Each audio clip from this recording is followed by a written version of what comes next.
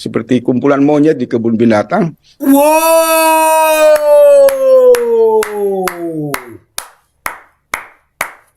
Kalau kita hubungkan ini dengan kalimat beliau yang pertama, dan semoga Allah Subhanahu wa taala menghancurkan sehancur-hancurnya para pelaku pembantaian 6 syuhada pengawal kami dan yang memerintahkannya, serta para aktor intelektualnya juga yang merestuinya, dan semua yang terlibat dalam pembantaian sadis dan brutal tersebut secara langsung maupun tidak langsung.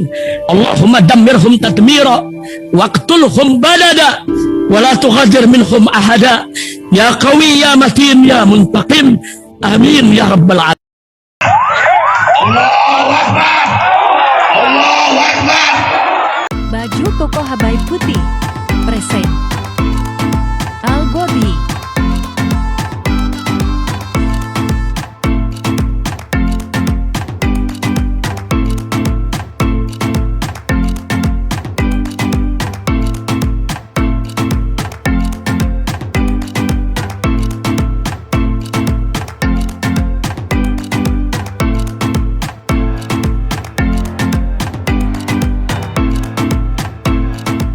Assalamualaikum warahmatullahi wabarakatuh. Welcome back, selamat datang lagi di channel Babe Aldo. Bersama gue Babe Aldo, YouTuber rakyat biasa, tetap santuy, tetap sehat. Dan jangan lupa ngopi. Bismillahirrahmanirrahim. Alhamdulillahirrabbilalamin. Wassalatu wassalamu ala sayyidil mursalin sayyidina Muhammadin wa ala alihi washabihi ajma'in. Rabbi shrah li sadri wa yassir li amri wahlul 'uqdatam min lisani yafqahu qawli bi nabi wa ali. Salam revolusi akhlak, semangat revolusi akhlak. Semoga akhlak kita jadi lebih baik hari ini dibanding kemarin. Panjang umur, perjuangan, merdeka, Allahu Akbar. Salam sejahtera bagi seluruh rakyat Indonesia dimanapun kalian berada. Semoga kalian semuanya dalam keadaan sehat walafiat, tidak kurang suatu apapun. Dan mudah-mudahan kalau ada yang sakit dari kalian itu menjadi sakit penghapus dosa, penambah pahala. Sakit yang insya Allah segera disehatkan oleh Allah SWT dalam sehat yang manfaat. Amin ya rabbal alamin. Alhamdulillah guys. Jangan lupa cek deskripsi video ya. Di situ ada berbagai macam link, termasuk link untuk merchandise Babe Aldo Shop. Oke? Sekarang kita ke konten guys. Gue tadi lagi scroll TikTok, tiba-tiba dapat videonya Bang Faisal Assegaf. Faisal Assegaf ini gak kalah pedas sama Rocky Gerung, gak kalah pedas dia. Udah beberapa kali kita angkat dan dia sudah menyatakan tegak lurus bersama Rocky Gerung dan Refli Harun. Nah ya, kita dengar nih, ini keren nih. Kata-katanya pedas, gak kalah sama Rocky Gerung dia nih. Kita lihat nih. Bismillahirrahmanirrahim. Memang ada dua hal yang menonjol dari watak kekuasaan Jokowi ini. Ada dua hal yang menonjol dari watak kekuasaan Jokowi ini. Baru pertama nih udah ngomong begini dia. Tuh judulnya aja, partai dirantai dipaksa manut Jokowi. Faisal, mereka ini bandit. Disebut bandit nggak? Para mafia bertopeng demokrasi. Mafia bertopeng. Pertama, hobinya mengobrak-abrik kelembagaan strategi negara. Kedua, semakin lincah dan bebas untuk memporak-porandakan infrastruktur partai politik. Ini bukan terjadi di ujung kekuasaan Presiden Jokowi, tapi sejak Jokowi muncul di panggung kekuasaan, memang partai-partai ini dipaksa manut dalam konsolidasi kekuasaan Jokowi. Dan Golkar berkali-kali menjadi salah satu partai yang terus diobok-obok. Di sana kan terlihat mengapa daya tahan Golkar itu melemah menghadapi kekuasaan, karena memang ini partai yang sangat pragmatis. Berbeda dengan PKS ya, dia memiliki kader yang tangguh dan secara kelembagaan juga terbukti hampir 10 tahun mengambil sikap oposisi terhadap kekuasaan Jokowi. Tapi ada yang menarik, di samping Golkar diobok-obok, justru keluar dari lingkaran kekuasaan pemain baru yang bergabung dengan oposisi, yaitu Partai Nasdem. Dan Surya Paloh memainkan dua langkah yang sangat menarik. Pertama, di sisi lain terus memastikan mendukung presiden kekuasaan sampai masa jabatan untuk memastikan pemilu berjalan. Sementara di sisi lain Nasdem melebur dengan kekuatan gerakan perubahan untuk mengusung salah satu calon presiden mereka. Boleh dibilang main dua kaki nggak? Soalnya kalau menurut gue, kalau Nasdem ini benar-benar mau mau jadi di luar kekuasaan jangan nanggung, bongkarlah itu dugaan kecurangan pemilu 2019 yang terjadi di studio Metro TV. Bongkar, jangan nanggung. Makanya gue rada ragu-ragu sama Nasdem karena begitu, nanggung. Iya nggak sih guys? Terkait dengan Partai Golkar dan juga mungkin bukan hanya Golkar, hal yang sama juga kan terjadi pada PKB yang juga tersandra dalam dugaan kasus skandal korupsi. Kemudian PAN juga demikian. Pintu masuk juga kan digunakan seolah-olah oleh tangan-tangan kekuasaan untuk mengelola problem hukum mereka sehingga mereka manut kepada kekuasaan. Jadi PAN, PKB, Golkar, dan P3 sudah hancur-hancuran. Tidak ada lagi tawaf politik yang berlangsung di sana. Ka'bah hanya menjadi simbol. Kemudian Gerindra ini maaf saja terlihat jinak. Dia tidak lagi menjadi sebuah partai politik yang ideal, tapi cenderung mempraktekkan sistem politik gaya komando yang tidak beda dengan barak militer. Kemudian juga ada partai-partai ece-ece yang menjadi permen dari politik kepentingan kekuasaan Jokowi, yaitu PSI, yang hadirnya itu hanya dengan semangat untuk Islamfobia, menyerang tokoh-tokoh Islam dan kelompok-kelompok kritis. Ada juga hubungan partai politik yang juga norak antara PDIP dengan Jokowi selaku presiden. Hanya saja mereka sepakat pertentangan kemitraan di antara PDIP dan Presiden Jokowi itu bertemu dalam kesepakatan memposisikan Jokowi sebagai petugas partai. Jadi malamnya Jokowi petugas partai, siangnya mungkin dia ditafsirkan sebagai kekuasaan presiden. Iya bang, petugas partai malamnya, paginya kekuasaan. Ya. Kerumunan partai-partai politik sebagai representasi dari infrastruktur politik, sebagai kelembagaan yang disupport oleh rakyat melalui pemilu, partisipasi politik lewat pemilu ini. Memang kalau kita bicara dalam konteks demokrasi, mungkin Prof. Waib akan membahas itu nanti.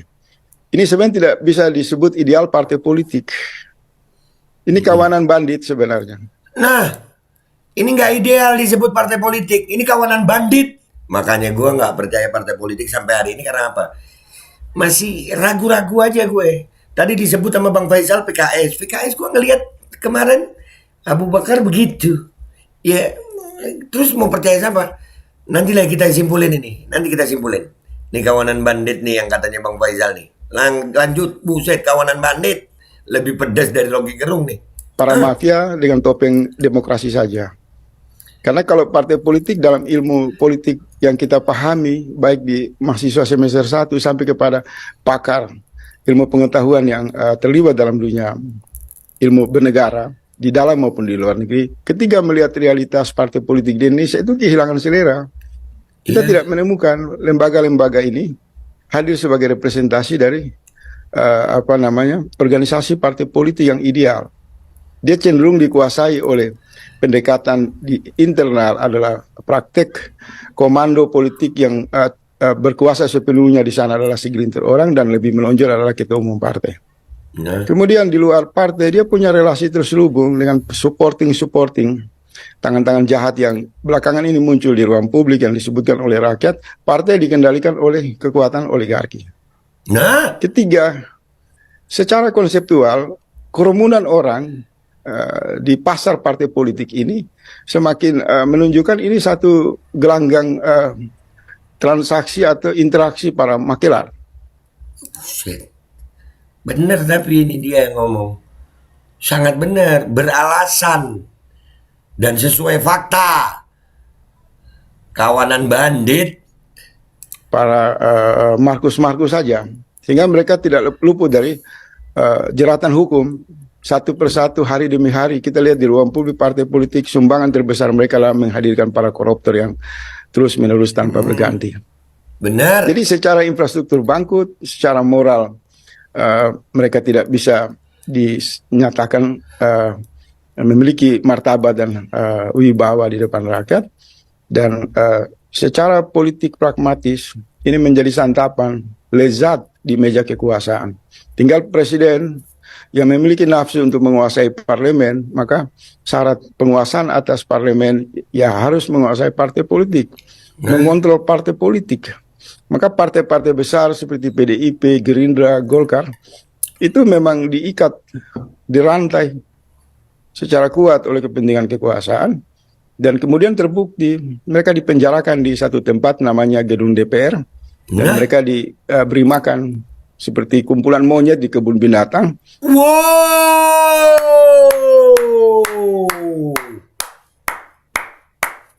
Kalau kita hubungkan ini dengan kalimat beliau yang pertama, mereka adalah kawanan bandit yang seperti monyet dikumpulkan di kebun binatang. Hah? Pedas gak tuh? Karet 3. Hanya bedanya mereka tidak, monyet tidak berdasi, mereka berdasi. Kemudian dia ditambah monyet nggak pakai dasi, mereka berdasi. upah oleh rakyat dengan angka triliun rupiah.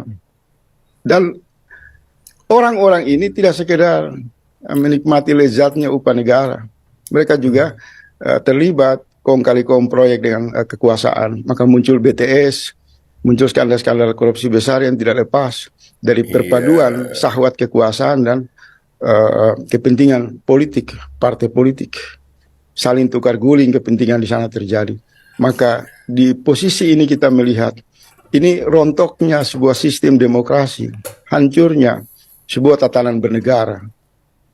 Bahwa negara hadir hanya untuk menyokong satu komplotan jahat yang duduk manis, hanya angkat tangan mengatakan setuju atas bimbingan dan arahan kekuasaan, dan kemudian setiap bulan mendapatkan gaji satu orang di atas 500 sampai 600 juta. Ini kalau andai ada saja anak-anak muda 1 juta orang di Indonesia memiliki pandangan yang idealisme, memiliki sikap-sikap tauhid yang bersinar kuat di dalam hati mereka, maka mereka akan berbaris datang ke DPR itu untuk mengusir kelompok upah berbayar berjubah partai politik itu. Karena ini sudah semakin meresahkan, merusak.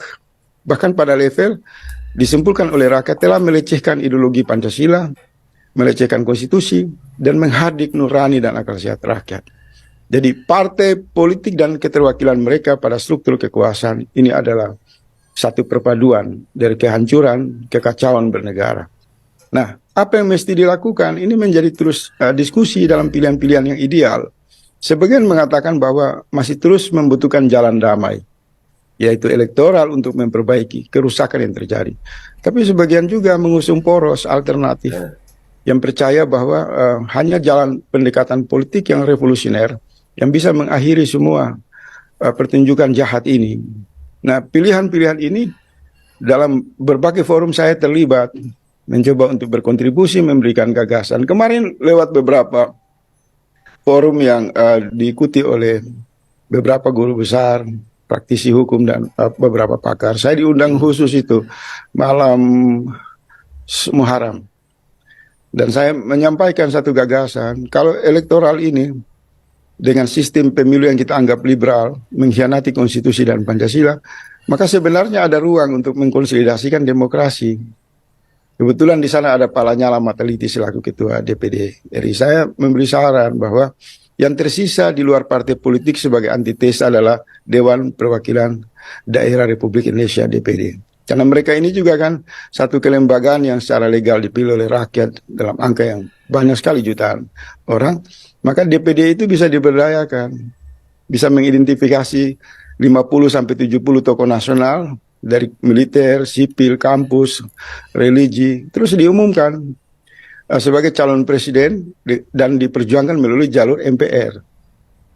Kalau itu dilakukan, maka kekuatan rakyat terhubung dalam satu harapan, bisa menggunakan perjuangan perubahan konstitusi lewat amandemen, membuka sidang istimewa lewat instrumen MPR untuk memilih calon presiden, sehingga negara irit biaya, negara tidak dibajak.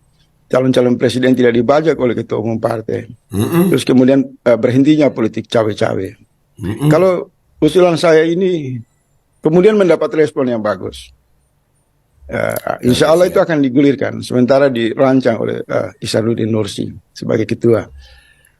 Saya berharap Dengan cara itu ada pembanding bahwa bukan hanya satu-satunya jalan untuk mengoreksi kerusakan negara lewat elektoral dengan memilih calon presiden baru lewat.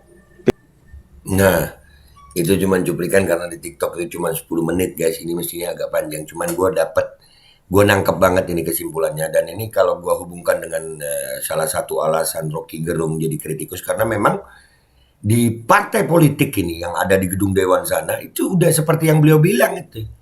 Bandit, mafia bertopeng demokrasi. Tidak ubahnya seperti monyet di kebun binatang. Bedanya cuma monyet di kebun binatang nggak pakai dasi, mereka pakai dasi gitu, kasih makanan diem. Dan ini kenapa rakyat harus bergerak? Karena kita udah nggak punya wakil rakyat kalau begini. Kita nggak punya, cuma nama aja wakil rakyat. Tapi masing-masing partai itu terbelenggu oleh kepentingan pimpinan partai yang notabene punya dalam tanda kutip kasus-kasus yang disandrakan. Jadi takut. Karena mereka juga kelakuannya begitu. Lu kalau kagak nurut, gue bongkar kasus lu begitu. Akhirnya mereka tersandra. Kepentingannya kepentingan pimpinan parpol. Sementara pimpinan parpol ada dugaan itu ada kepentingan oligarki di situ. Rakyat lagi jadi korban. Nah, mudah-mudahan ini ide beliau ini bisa dijalankan oleh DPD RI sehingga rakyat punya harapan. Ini yang salah sistemnya sudah. Sistem udah menciptakan yang seperti ini. Dan ini sudah cukup pedas juga. Kita perlu, alhamdulillah sudah ada Bang Faisal Assegaf. Ini berjalan tegak lurus bersama Rocky Gerung. Insya Allah akan mendapat sambutan positif dari para tokoh bangsa lainnya. Iya, Indonesia kalau mau diselamatkan, ya rubah ini, revolusioner. Harus ada yang revolusioner. Ini sistem nggak bisa diterus-terusin begini. Sistem yang ada sekarang inilah, kalian lihat sekarang. Sampai Rocky Gerung ngomong begitu itu karena apa? Ya itu tadi. Anggota dewannya ini bandit, mafia, bertopeng demokrasi, kata Bang Faisal. Itu aja dari gue, wahai rakyat sadar. Ayo bangun, kita bangkit, kita dukung gerakan revolusioner. Gue Babe Aldo, YouTuber rakyat biasa yang akan cinta terus sama rakyat biasa Indonesia. Pamit dulu, maaf kalau ada salah. Wabillahi taufiq wal hidayah, warahmatullahi wabarakatuh. Walafu minkum, wassalamualaikum warahmatullahi wabarakatuh. Semangat rakyat Indonesia, masih ada harapan kita. Perjuangan memang perlu pengorbanan, sayang. Assalamualaikum warahmatullahi wabarakatuh. Guys, alhamdulillah gue lagi di Jember dan gue dapat produsen Golden Pro MHA Vito. Ini guys, bahan-bahannya itu di dalamnya ada jintan hitam, ada broto wali, ada sambiloto, ada jahe, pegagan, ada madu hitam, ada propolis dan probiotik. Dan ini alhamdulillah gue udah berapa hari ya? 4 hari gue nyoba ini. Ini langsung aja guys, dia madunya madu hitam ya. Ya bukan madu bini, bukan madu hitam. Ini untuk obat dan untuk imunitas tubuh. Alhamdulillah kemarin gue badan-badan gak enak, gue pakai sehari 3 kali nih produk. Cuman ditetesin di bawah lidah kayak begini. Jangan lupa bismillah, tapi bismillah sama sholawat. Allahumma sholli ala sayyidina Muhammad dan sayyidina Muhammad.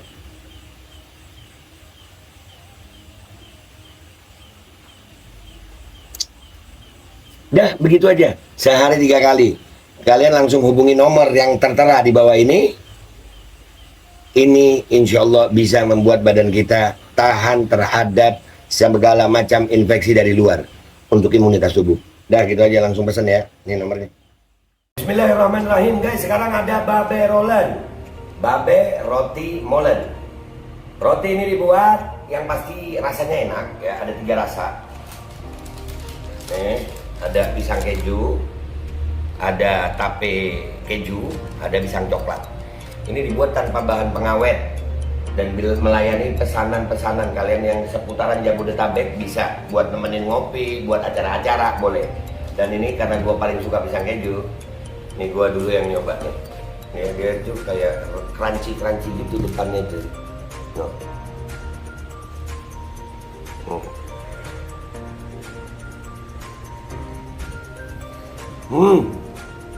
Lu tahu kerannya di depannya, terus di dalamnya empuk. Ya Allah. Udah nggak usah lama-lama, lu kalau kepingin langsung pesen aja, itu ada nomor WA-nya, nanti gua kalau cantumin, ada juga IG-nya, langsung pesen, murah. Cuman nanti dia tanya itu 35.000 kalau nggak salah, ya.